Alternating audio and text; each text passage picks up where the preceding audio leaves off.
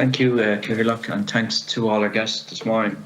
My first question is in relation to the HICWA visit, which took place on the 15th of March. Can you paint a picture of what HICWA saw in relation to that day? And I understand what you said, that it was a very, very busy day, and obviously ED departments have gone, you know, particularly the last couple of years have been kind of stretched to capacity, to say the least. But can you paint a picture of what the HICWA inspector saw on that day? Okay, thank you. Professor Lennon is going to take that. Thank you. HICWA saw pictures none of us would want to see. They came to an emergency department with a significant number of patients waiting in the waiting area who had waited some time for triage. And they went into our ED department, is split into zones. Zone A is for ambulatory patients who are Manchester category 3 or 4. And then our zones B and zone C are still COVID pathways. So patients who have any symptoms, signs of COVID, or have any risk of infectious disease, be that CPE, C. diff, MRSA, they are all in zones B and C. And when they entered, they saw 49 to 50 trolleys, as well as the cubicles being at capacity, with those patients that required isolation in the cubicles and the remainder of the patients on trolleys in the emergency department. They came in, and when they looked at the number of nurses that were there through vacancies and through short-term illness and last-minute sickness, there was a deficit in the number of nurses available to look after those patients. We had redeployed additional nurses, and we do have healthcare attendants that also support our nurses in the care of our patients. But they saw a very challenged emergency department, something we have been working tirelessly to try and address, and something, as I said earlier, with the incremental changes we're making in the last 2 to 3 months, we've seen a reduction in the number of trolleys. It's not our aspiration to treat patients on trolleys. What they also saw, you know, at that time, we had trolleys on our wards.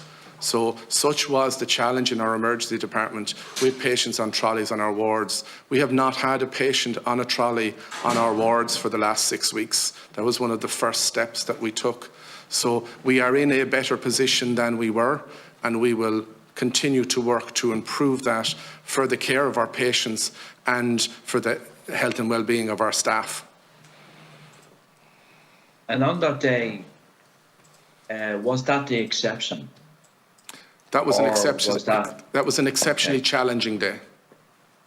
Okay, and obviously, you know, you've addressed them outstanding issues, because obviously that's just, you know, just not acceptable in any kind of medical setting. And obviously, I mean, you don't want to be here to kind of explain, you know, the historical kind of issues in relation to resources in our hospitals and so forth. Just in relation to retention of staff, particularly in the last, say, 4 years, how many staff have you retained? And is retention a major issue in relation to the department? Thank you, Deputy Kenny. Just to answer that question for you, in the emergency department numbers, we have 120 nursing WTE nursing staff working there. We have 29 healthcare assistants, and what we saw during the pandemic is that a lot of staff, of course, we were in a good buyer's market, in the sense that people weren't emigrating, they were cocooning and working in the health service. But in the recent weeks, we have noticed that there is more staff leaving to travel the world, emigrate, the younger people. But equally in the ED, just for example, in the last year, 38 staff left. 17 of them resigned on their exit interviews to work elsewhere for family reasons and travel, and 29 of them were promoted. So based on their good skill base, they applied for jobs, were promoted internally, and across the community to other jobs which is within their gift. So we do see that happening, especially as we try to build up the service in the Midwest, that staff will choose to move across to the community to work with my colleagues because it suits their lifestyle, etc., or it's a promotion. But retention was not an issue during the pandemic, and probably that's the only bonus out of it. But what we are very glad about and glad to say is that in the University of Limerick, where our students are trained, that each year our student nurses take up permanent posts with us. And I think that's a real positive. And we offer them permanent jobs, but they're a mobile workforce, and we also offer them career breaks so that they can go and travel and come back to us eventually to work and stay in the Midwest. And so each year there's 52 student nurses that qualify and come and work in the services across the group. So we have seen a surge, as I say, in people planning to do other things with their life, and some retirements as well after the pandemic. We've seen some senior colleagues and consultants retiring, taking a decision to bow out really and have a better life. And obviously the impact of shortages of junior doctors has been kind of flagged in the last number of years, and this is not kind of in isolation to any kind of ED department or any kind of medical setting. I think at the moment there's 900 vacancies in relation to consultant posts in the Irish Health Service. I mean, that's a huge void that will have a detrimental effect on our health service. So in relation to junior doctors in UHL, and it can't be done overnight, but what effect is that having in relation to day-to-day services?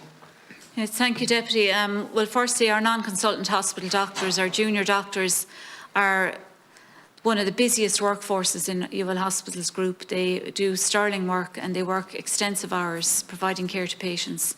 And we are very clear on that we're under-resourced for them to allow them to do their job. But I'm going to hand you over to Professor Lenihan just to talk to that for a moment, just on our numbers and on our plans to assist our wonderful workforce. Thank you, CEO. And to address that question, and just to reiterate what Professor Cowan said, I'd like to compliment our non-consultant hospital doctor workforce. They do Trojan work on a daily basis. We have grown the number of non-consultant hospital doctors significantly in the last 4 years. We came from a very, very low base because it was how we were funded heretofore. At the moment, we have 421 non-consultant hospital doctors and 71 interns, so that's 492. And as of yesterday, we have 32.5 vacancies, so less, 8%. And there's a number of reasons for that. There's issues with work visas. There's issues with them being onboarded, going through clearance and checks, and this time of the year would normally be the highest time of the year where you would have vacancies, because we changed over a significant workforce in July. We know where the problems are in terms of onerous rotas, in terms of European Working Time Directive, etc. And we are working with the HSE and the PMIU to bid for additional resources, because you want an energetic, enthusiastic workforce who want to come to work, rather than those that are dreading coming to work if they're facing into something that they do not want to. And we're working hard to improve the working conditions, the terms and conditions, the hours of work for our non-consultant hospital doctors, because in the medical model, with their consultants, they are the backbone of it. They are the boots on the ground every day, and we need to do everything we can to improve their working conditions and their terms and conditions, and encourage them to work in UHL, and encourage those who train in our medical school to come back and work in UHL and provide an environment that they will be proud of and something that they want to contribute to in the future. Thanks. Just my final question is in relation to, planning. And obviously, when you see the HICWA report, it's kind of stark in relation to the hospital and the ED department. And I'm sure as professionals that work in that environment, it's quite kind of embarrassing in some ways.